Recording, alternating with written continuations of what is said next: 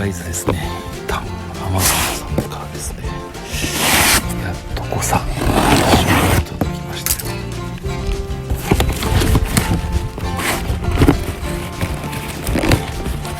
開封しちゃいましょう。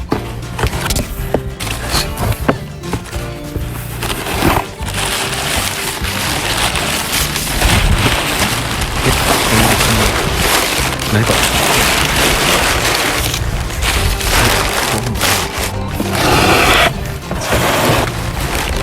商品でございます。焚き火台でございます。これでですね、まだどうにかキャンプの方ですね、渡していきたいと思いますよ。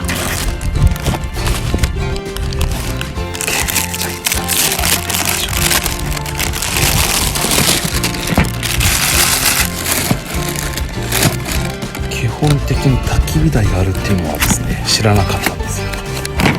つい最近知ってたんですけど、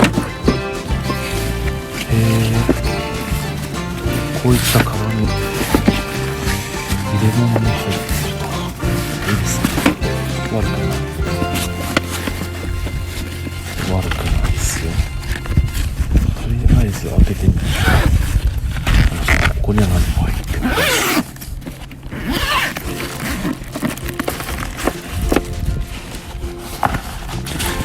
もうすでに何かしら焼いたような跡のような油かな。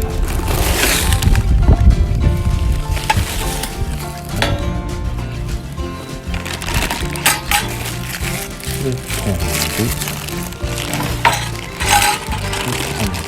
台の方ですか。組み立ててみよう。で、これが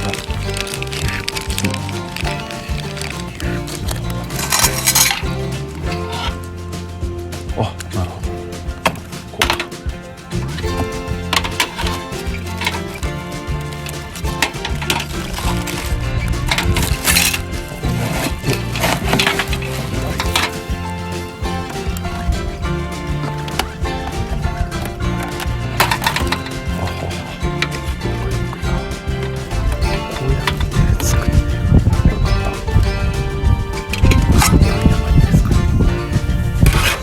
多分こう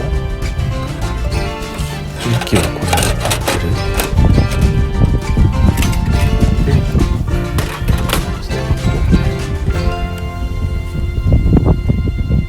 いや、案外簡単ですよ。で、焼き物をするときにはやったのか逆なんだ。逆だとおかしいか、こうか。